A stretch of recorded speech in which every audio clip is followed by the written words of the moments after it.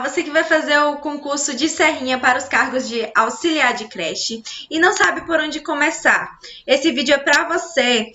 Então, vem conhecer um pouco sobre a minha técnica de como estudar de maneira eficiente, prazerosa e assertiva para o concurso público. O primeiro passo, quando a gente decide que quer ser aprovado em um concurso público, é a gente fazer uma análise global dos conteúdos do edital. O que é análise global, Karine? Análise global do edital é como se você fizesse uma autoavaliação do que você sabe e do que você não sabe, que será cobrado naquela prova, de modo que você busque fazer uma autoavaliação e se localize no processo. Eu chamo essa técnica de GPS, de modo que você consiga se localizar, se você sabe ou não o que cairá naquela prova, nem que saiba as noções básicas ou se você precisa de um aprofundamento. Então, vamos lá. Você deve evitar fazer estudo de edital de forma linear, ou seja, do início dos assuntos para baixo. Você precisa fazer o estudo do edital a partir de blocos de assunto. Ok, Karine, como assim? Vá lá para o finzinho do edital e vá lendo de trás para frente os assuntos para que você entenda. Vamos lá. Se a gente for lá para o fundo do edital, vai ter algumas questões como essa. Noções de higiene bucal, noções de primeiros socorros, controle das principais doenças infecciosas, crianças com necessidades especiais, a recreação, o brinquedo de roda, rodas cantadas, pequenos jogos, o brincar e o cuidar. Karine, tudo isso aí tá dentro de um bloco? Não. Tem duas coisas aí que a gente pode separar depois em dois blocos diferenciados. Tem questões aí que são questões da prática específica do auxiliar de creche, que é as noções básicas de higiene bucal, por exemplo, já que o auxiliar vai ajudar a educadora no processo de higiene bucal da criancinha. O próximo passo, por exemplo, é a questão de você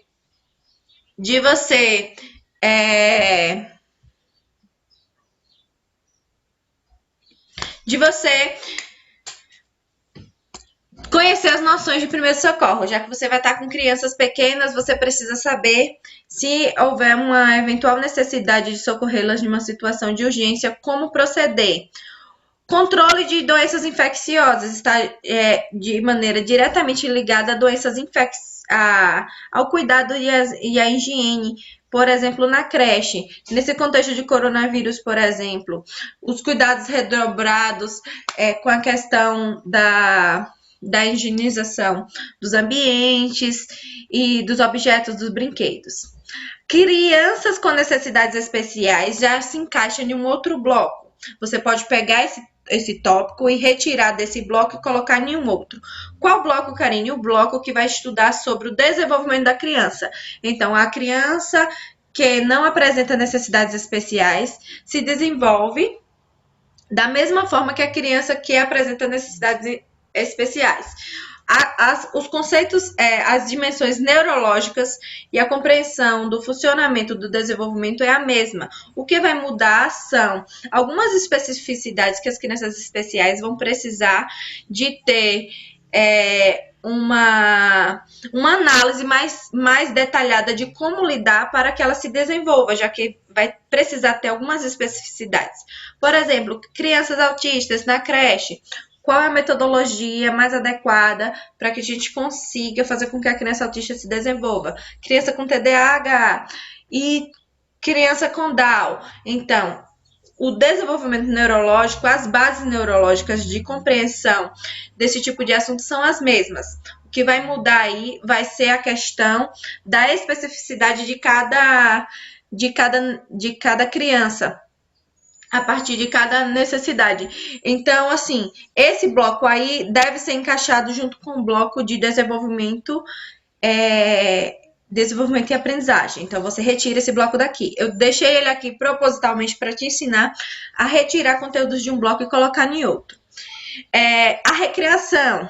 Aqui pode ser encaixado entre outro bloco também. A recreação, o brinquedo de roda, roda cantadas, pequenos jogos, o brincar e o brincar, por exemplo, estão em outra dimensão, que é a dimensão da importância da ludicidade para o desenvolvimento infantil, que é um bloco que vem de maneira secundária ou não necessariamente, que é um bloco que vai te ajudar a estudar também desenvolvimento, muito semelhante ao bloco lá das necessidades especiais de desenvolvimento infantil.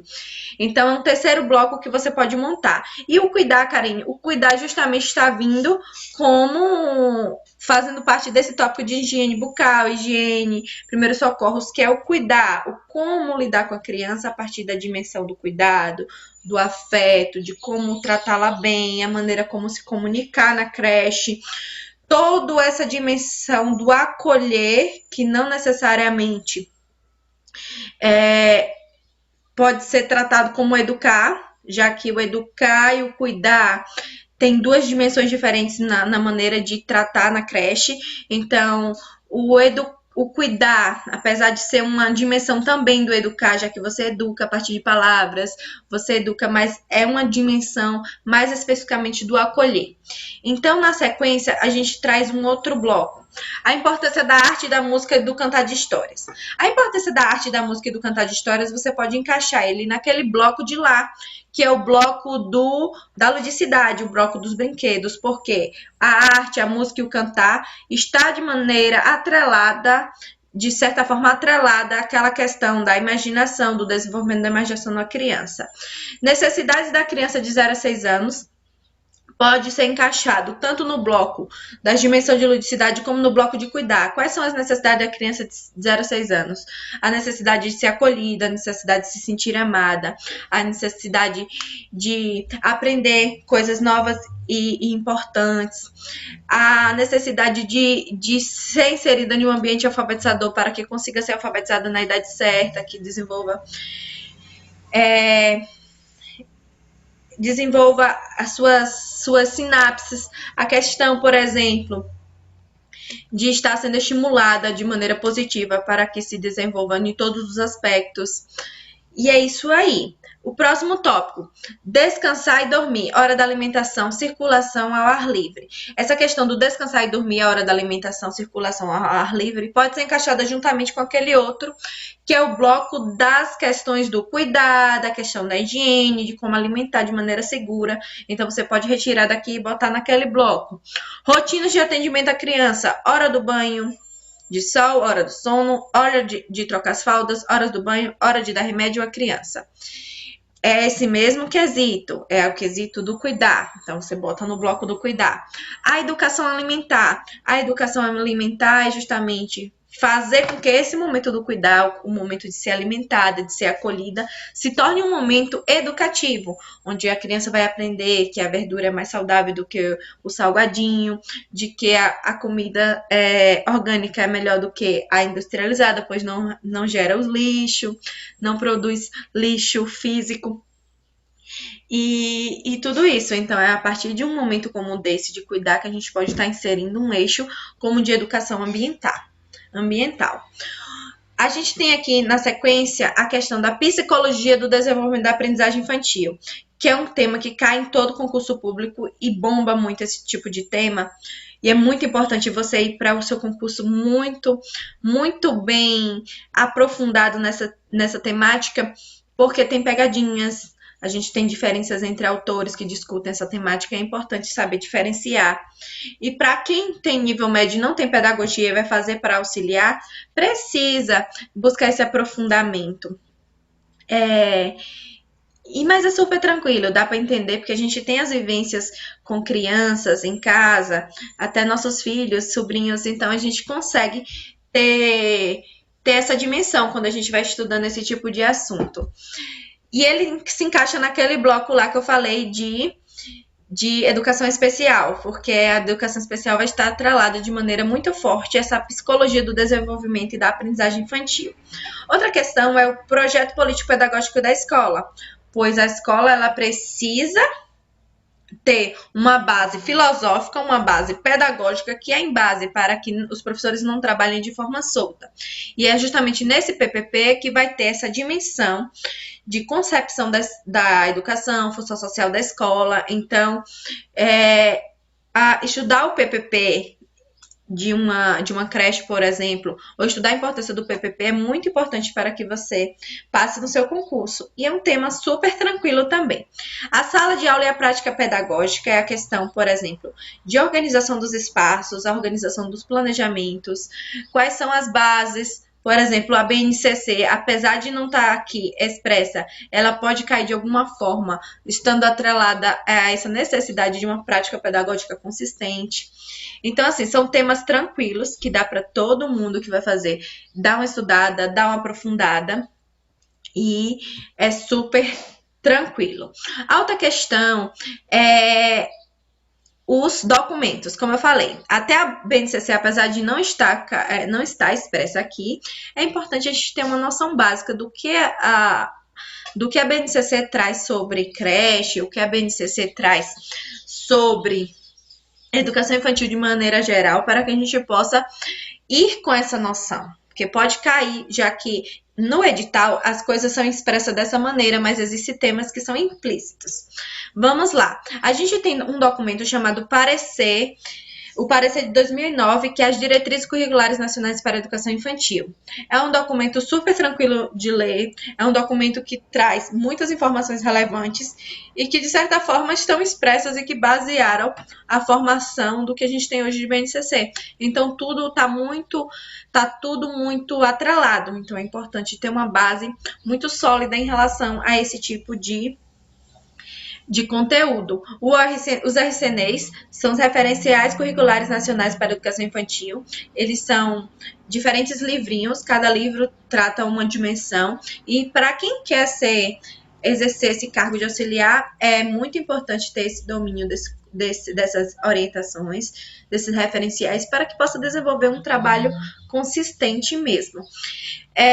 A outra questão, essa questão aí das concepções de educação e suas repercussões na organização do trabalho escolar infantil. É um tema super tranquilo também, no entanto, é um tema que exige muita dedicação. Porque falar de educação, como eu falei anteriormente, a concepção de educação que a escola tem, que o educador tem, que vai estar expressa muitas vezes no PPP, quando a escola consegue elaborá-lo de maneira consistente, essas concepções precisam estar muito claras, porque o professor precisa ter clareza se ele se baseia em uma teoria construtivista, se ele se baseia numa teoria socioconstrutivista, se ele se baseia numa teoria tradicional. Ele precisa ter clareza dessa concepção de educação para que ele consiga atrelar isso em seu trabalho pedagógico. No mais, eu quero dizer que na hora que a gente está estudando para concurso, a gente não estuda para o concurso propriamente dito.